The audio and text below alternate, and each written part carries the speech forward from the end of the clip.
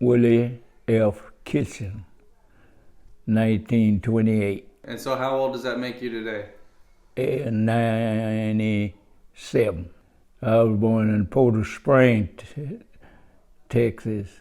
I guess you'd call it Union Prairie, which wanted to be Union Prairie is the church community, and Porter Springs is a little old city.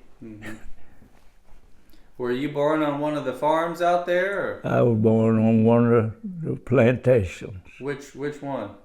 Claude Lundy. Lundy. What they call Lundy Farm, right? Well, yeah, he was my daddy. Claude Lundy was a white man? Mm-hmm. Okay. So you are... What you call half white. Half white, half black. Yeah. Who's your mother? Kelly.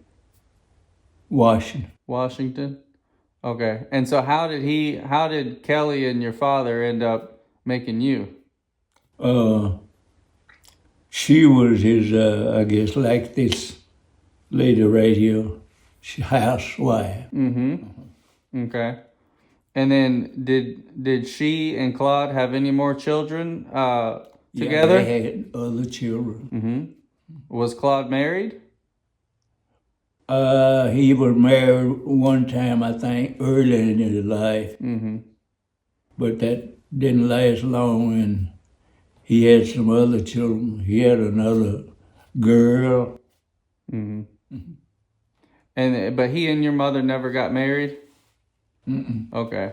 No, with no white woman, man, and no black woman gonna get married that time.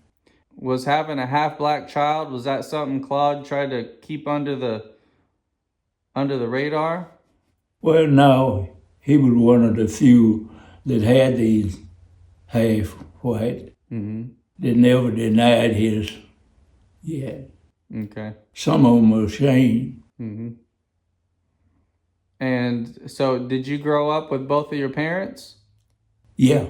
Okay. But they weren't married. Okay. Did you grow up in Claude's house? Yeah. Okay. But I was with his maid, not with my mother.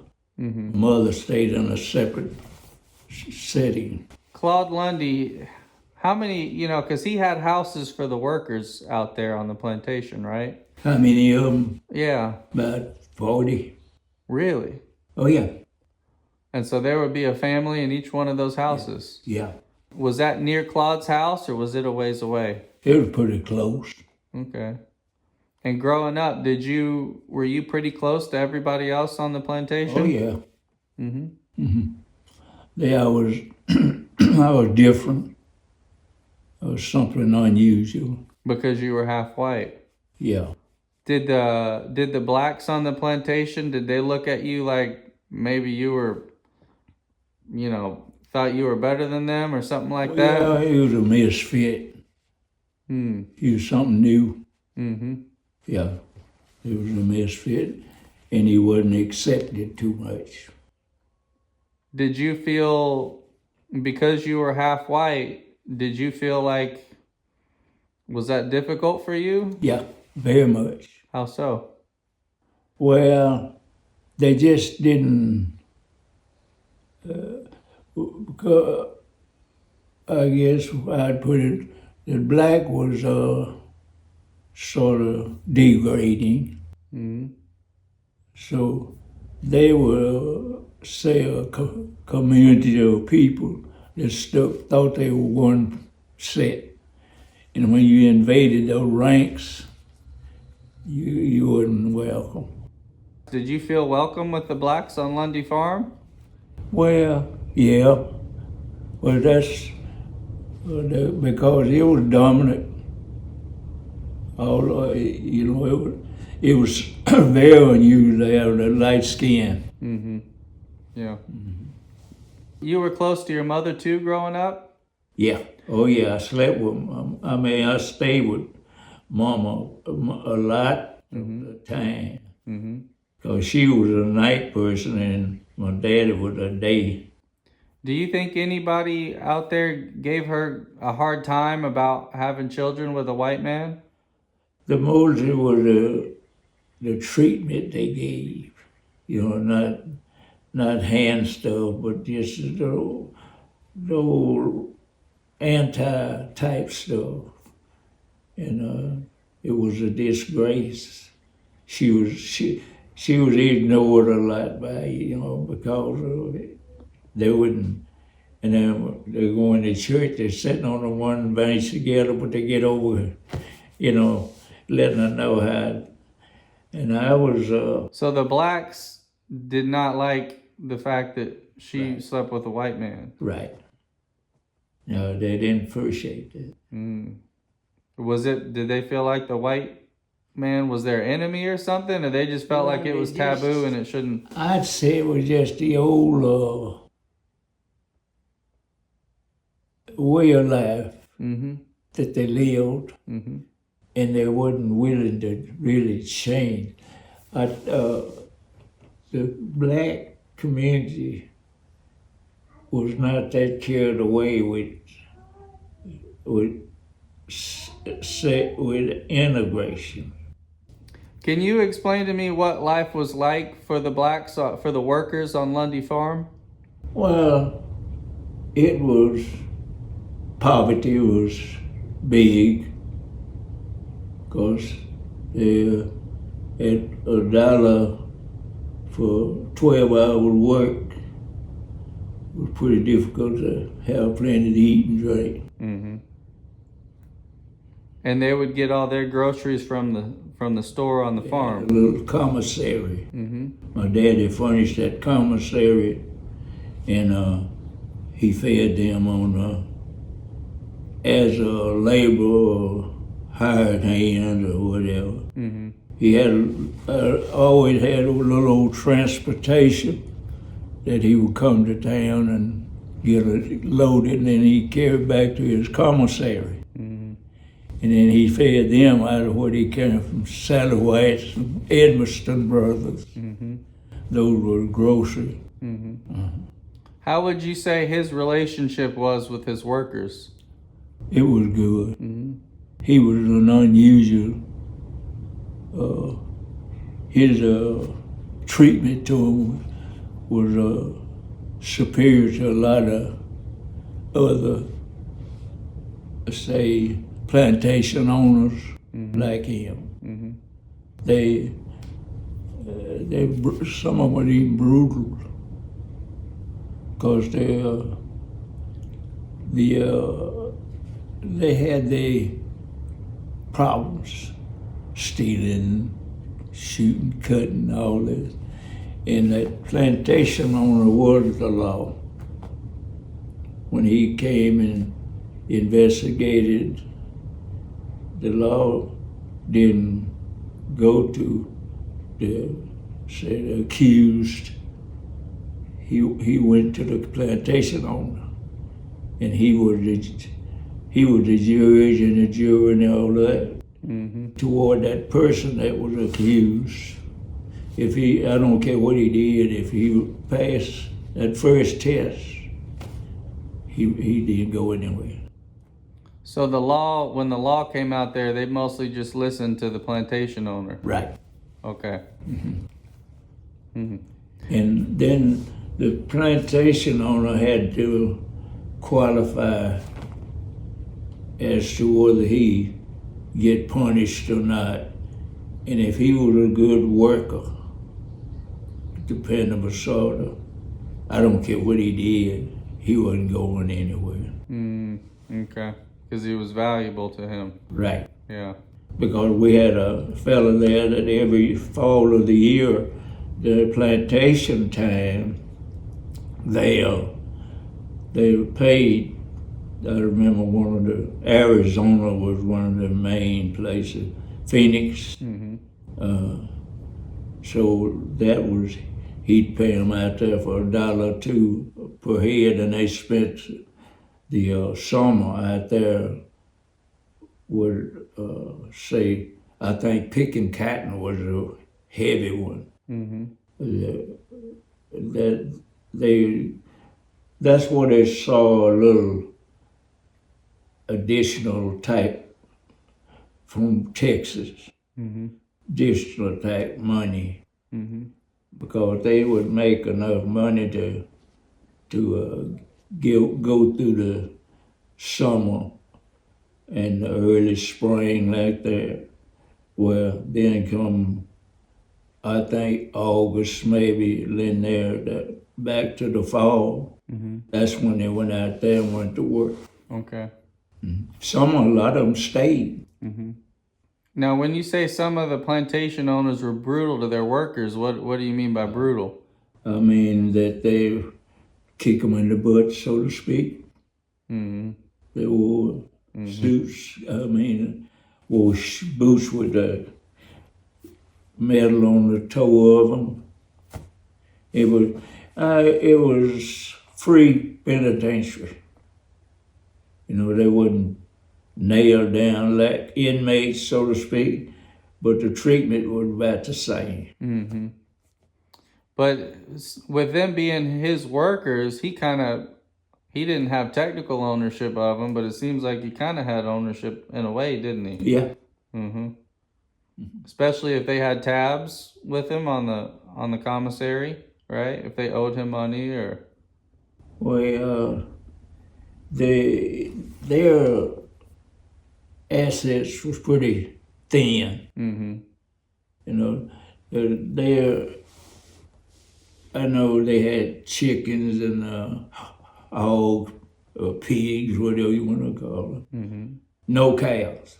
I think I was the first one on the plantation that had a cow because my daddy gave me one through a little trade we made. Yeah. My daddy was a big trader. He was a land tycoon. He bought every foot of land he could see. And I was right with him. Yeah. Most of them that elevated themselves got to be school teachers. Everywhere you go, and the church is sort of nearby, neighbors close together because of transportation. A wagon and mule was his high priority in transportation. But the horse and mule couldn't go to Houston. He was nailed there. And that was the sad part of it, because the children grew up in say, disadvantage. That's how they started the schools, and they catered to the white man, so to speak, because of his limitations. Transportation, he couldn't go there. You see some of that probably now. He couldn't go any place, so he had to stay there. And his children had to go to school right there under second-hand education or even less, because he didn't have the material. He didn't have the quality. Okay, he ABC, and that's about it. Was there a lot of blacks in the country that had their own place and their own land? Yeah, they call them tenant farmers. They had day labor and they had tenant farm, and they had their own land, but they couldn't afford to compete in today's market because the quality, you know. That was trying. They had a ratio how they did that. My daddy furnished a lot of them. You mean he gave them money to buy land? Right. No, that would have been slow, I think. More, that'd be the slow one. What they did, you had your land, they called it third and fourth. Okay? Third and fourth, 2 and 1. If you had your own land and own animals, Then you got 3 to 1. He furnished you, and I guess you'd call it interest. Mm-hmm. But they paid that way. Mm. And the other way, you got the day labor, okay, and you got tenant farmers. They had a rule that they went by to. Who had a rule? The man with the money. Okay. To finance you with land and everything? Mm-hmm. And that was always a white man, wasn't it? Yeah. Mm-hmm. Just, well, they got this, a lot of them had got to be school teachers. Mm-hmm. That was the highest ratio of better class. Mm-hmm. A lot of them. Now, did your father ever drive out to Crockett to pick up workers to work Lundy Farm? I hauled them a lot. You did? Okay. Come to Crockett. Uh-huh. From down there and pick them up around here in town. Uh-huh. I remembered one thing. This is not the road tour, but I would pick them up around in the ward early in the morning when they just ate breakfast, some onions and things. Oh man. Yeah. But What, their breath? yeah, I don't think they ever took a bath. Oh man. Yeah. Yeah. Tell me about it. I Man. can smell them now. Oh man. Now, did most of the blacks, we're talking way back, did most of the blacks who lived in town in Crockett, most of them go out to the country to work like that? Mm-hmm. A lot of them. Okay. Why is it that they lived in town instead of living out there where they work? I guess that's the best they could do. It wasn't what you wanted, it's what you gonna get. So it would be better if they lived out in the country, right? Yeah. Okay. Because we had a lot of wildlife. Mm-hmm. So they kill it. So they ate better out there. Yeah. Now, what kind of stuff, when you were a child, what kind of stuff did you do growing up with the other kids, games or things y'all would play? What would y'all do? It was all on the agriculture. It was kind of, this is it. So y'all didn't have a lot of time to play games. Y'all were just working? You betcha. Whew. That's right. So the fact that you were the son of the plantation owner didn't mean you got out of work? Shoot, I had to be the head man and working. Okay. My daddy put me out to lead them. Mm-hmm. How old would you say you were when you started work in the field? About 10. Mm-hmm. And you went to school before you were 10? I went to school I was about 7 or 8, and I went to school maybe 3 years. Mm-hmm. And did you quit school to go to work full time? Uh-huh. Okay. I took a love into the animal kingdom, Mm-hmm. and I didn't do anything to keep going to school. Mm-hmm. Now, what was the main crops on Lundy Farm? Cotton. Cotton.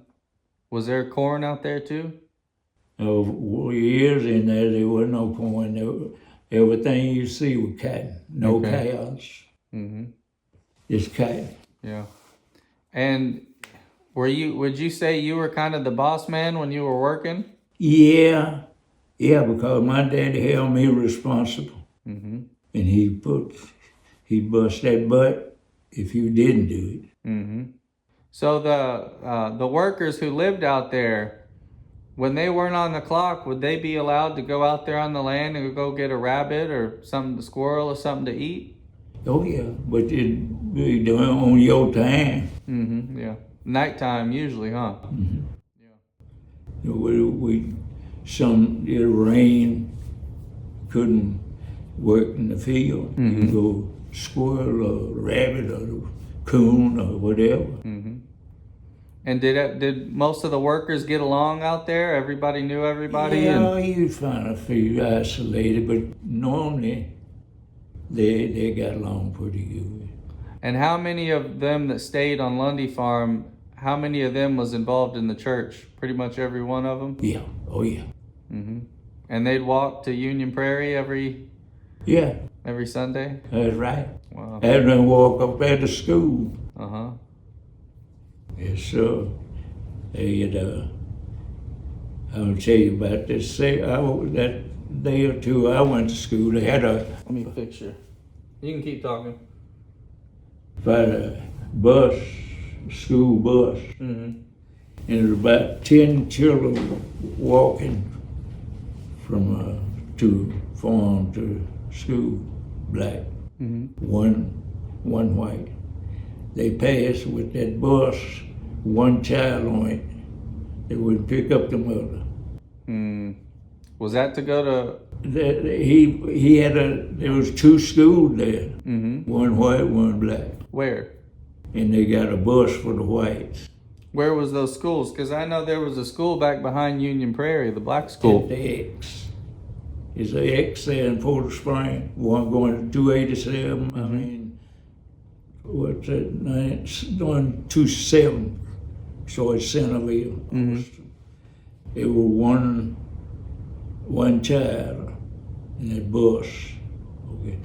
And when they got their books for the next semester, but it had a lot of the white kid names in them. They got them secondhand school books. Yeah. So the black school was next to the church, right? Right. And the white school was at that intersection. You got it. Okay. How did your father end up with all that land? Was a lot of that inheritance from his father? No, he bought all of it. We pioneered Centerville area, Leon County. It was nobody hardly there. He paid $10 an acre for a lot of it, $8 to $10. And he sold it as soon as he could. And my father and I was real close. We slept together, we ate together. He cooked some if he could eat it, but we spent nights like today. We stayed in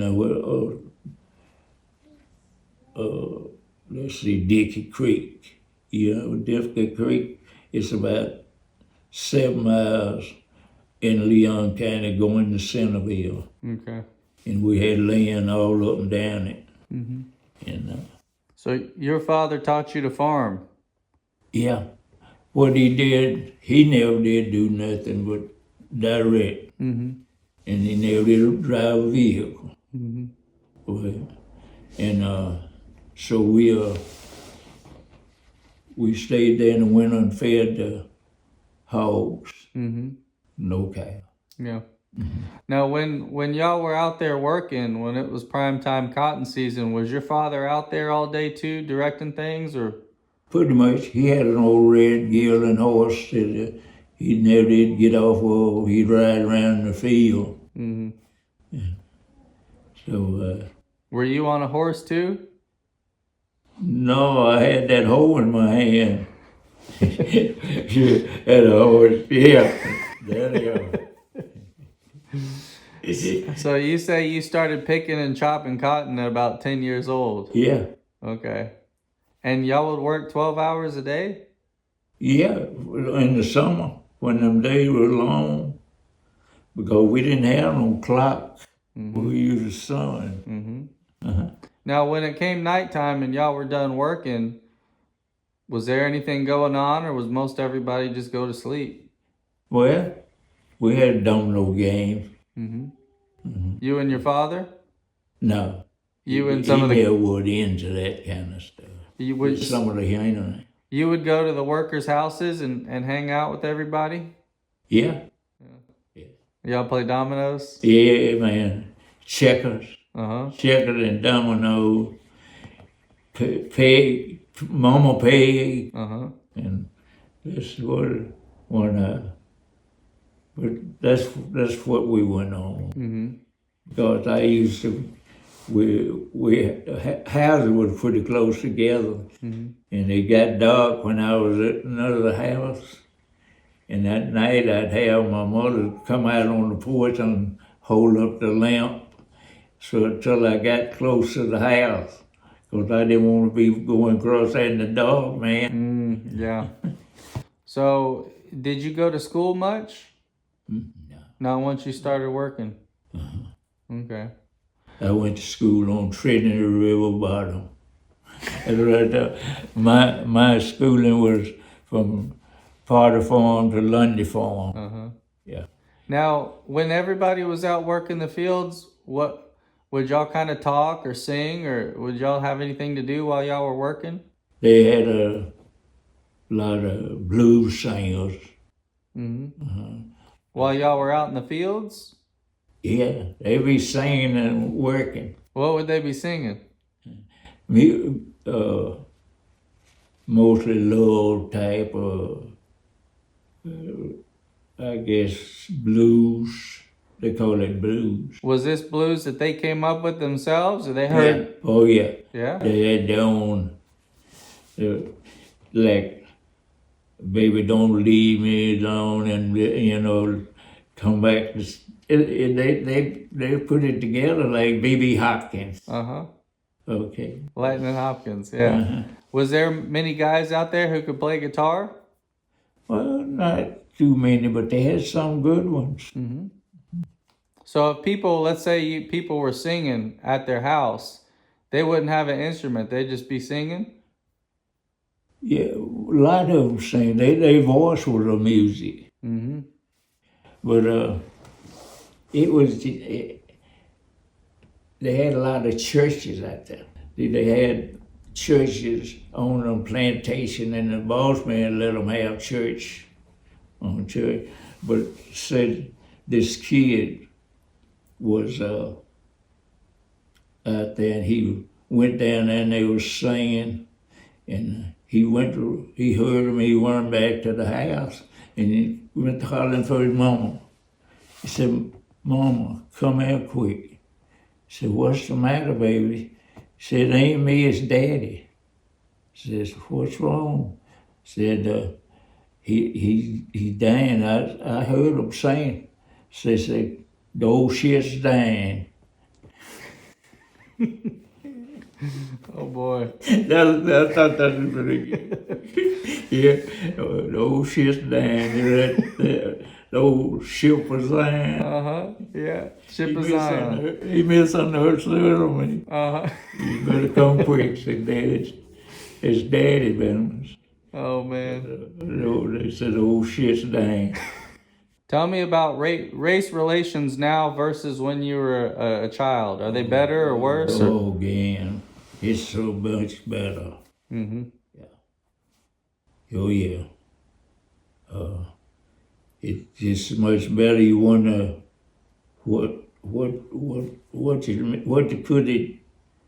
how could anybody live like that, Like back then? Yeah. So your friend now is whoever you meet and whoever greet. Back then, they didn't have no friends if he was the same color. How do you live like that? Go to church, pray loud. Now tell me about old age. How does it feel? You said you're 97, right? Yeah. How does it feel to be 97? Oh, I guess it's like it's sort of a day-to-day experience. And one of my friends had to say, you expect something new every day.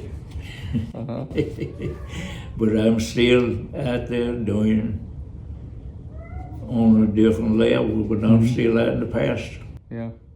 How do you feel about death and dying? Dying. Do you think about death?